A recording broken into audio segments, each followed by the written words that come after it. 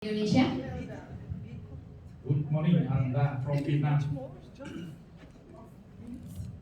Hello everyone, I'm Wan Zhen from Taiwan. 大家好。Hello, I am JR from the Philippines. Niranjan Shah from India. Namaste. My name is Nobodon Jitnatham. สวัสดีครับ Hello everyone, my name is Mainhong. Hello. Hello, I'm Azhar. Selamat pagi. And last but not least is myself, Mr. Ng here. So we go back to here. So we are Fantastic Four. Show us the money! Yes, we are talking about money over here, right? So we will show you why we choose to be last presentation. Because we try to summarize the all four group presentations. All right, next. Right, we have 8 countries and 10 members here. We have 3 from Indonesia, and the rest we have each one. Okay, next. So we just put everything into a few points and try to see whether we catch it all right or wrong. The first thing is, I think, for you to have a good objective, you need to have a clear and objective mission on your project that you want to do. If you don't have that, it's difficult. The second thing is, if you want to attract youth to come and work for you, you need to provide them a space and a room for them to perform and learn. Otherwise, they couldn't find their space and they will run away, right? The third thing is provide a platform to culture young leaders. So grouping is important. Provide a space for them to show their leadership is important. That's why boil down to the fourth point, which is good leadership, and dare to challenge new business models such as organic farming and also agro-tourism. Misspelled them. Sorry, because we do try to do it last minute, so we are rushing. But I think we try to actually put everything in. We are not doing in very detail, so this is what the conclusion that we can draw. Next. So the key success point, how to attract the youth to become involved in the site is initiation of education center to focus on helping the needs. That is a mission for the youngster to come back and do something which is very meaningful. I think that actually encourages them to come back. The second thing is the cooperative network system. The corporate network system build a teamwork, build a system where they can actually try to excel themselves. The third way is actually organic way of farming. It's a mission. It's actually a wholly, wholesome mission that you're doing something good for the public and you're doing something good for your mother nature. The fourth thing is IoT. They learn a lot of skill. Where to put it. You put it in the field. You put it in rural areas, and that is important for the youth too. The last thing is the government. Government have to support the local things. Government have to encourage, have to showcase whichever that the local government have done or the local leader have done. The fourth thing is actually research and development for the youngs to encourage them to go involved in most of the things. We also think of the other way. We are talking about private-public sectors cooperation or collaborations. We also need to look at the public, private, and academic collaborations. If we can get the 3 sectors to work together, I think we can drive the world. And I think that is important in this lesson learned that we have, especially on the village Tombak. The last thing is data research.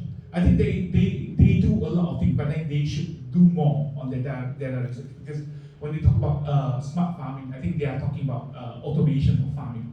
But then they haven't gone to the next level, which is artificial intelligence and also machine learning. If they can go to that level, I think the farmer can make more money and being very successful. Okay, next. So best practice, I think I will cut short all this because I think you all have Done it. Next. We have said that. Move again.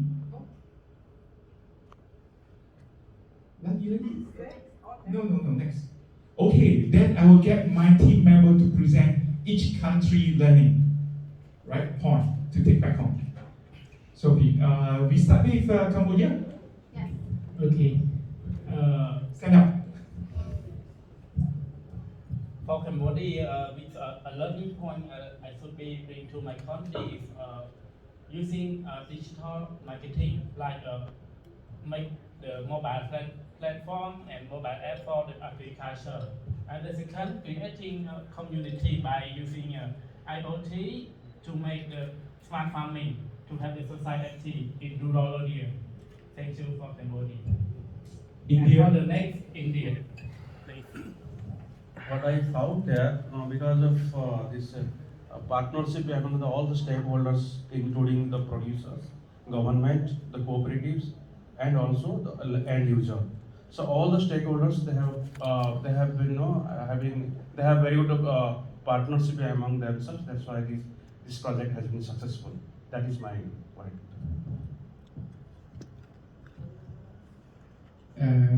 Indonesia. Just through. Learning point of every country from Indonesia is supporting a great leader from management farming and find a champion every area in Indonesia. Then me, Malaysia, having a good leader is tough to get, right? And have a good leader with a clear objective is critical for the rural developments. Philippines. Yes. Okay, so I noticed that technology is lacking in the Philippines. The logistics of having technology come in, they may exist in the world, but they do not exist in our country. And so we need that. We need the technology to come in. Second is permaculture, as I've said during the first day and the second day. Without permaculture, it is very difficult to maintain the organic chemicals, whether organic or inorganic, is going to cost more. But permaculture can make everything free. It's difficult to start with, but once it's up there, you just leave the farm by itself and it will start going. And I was happy to see that BOS does promote organic and permaculture at the same time. Next is, of course, education. Without education, there is no way that you can let the youth be interested in this. If you do not try to teach them anything about it, they will just walk away. They also created a champion, another good thing, because the champion now becomes their leader. The champion now becomes the source of information that youth needs to guide them. Okay, and last is the glamping areas. It's so fantastic that they were able to develop eco-friendly and eco-sustainable camping with their farms, which is very good. I have seen two in the Philippines. One is successful, one was not successful. So I think that's very important to try to develop, the glamping or the eco-tourism. Thank you. Next, Taiwan. These are you. Okay, for Taiwan, I think they are promoting environmentally friendly agricultural development. And most important is the youth, the young leaders and the partner have demonstrated excellent trust and cooperation. Thailand. Mr. Phu. Thanks. With Thailand, we creative and develop high-value market, and we have created a village for tourism, because that is creative tourism is the develop enterprise on value creation for tourism resource in the community on the base of your culture and traditional. And after, for digital marketing using innovation for agriculture. Last, Vietnam. Is that? Yes, I learned here in Vietnam we have the government support to the farmer, but still not much. So we asking the government to support more and also concentrate on the young people, because they support but not separate the young or old.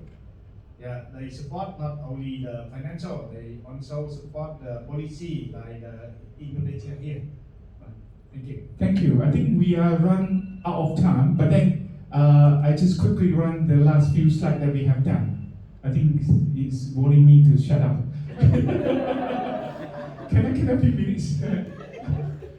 Okay, the next slide is actually we identify the barrier that apply in all the country in AFO. I will not say about it because it is in the slide. You read. The next one is the possible solution to overcome the barrier. We also have done that, right? So you read, go home and read. So make sure you read more. Next. We also put up about more than 12 suggestions for everyone to have a look. And finally, I thanks Mr. Poo from Thailand to help me to prepare the presentation. We also, as a group, right, thanks APO, right, APO and also Indonesian government to have us here. And we thank you all. We have learned a lot. So we hope everyone learned it too. Thank you very much. Yay.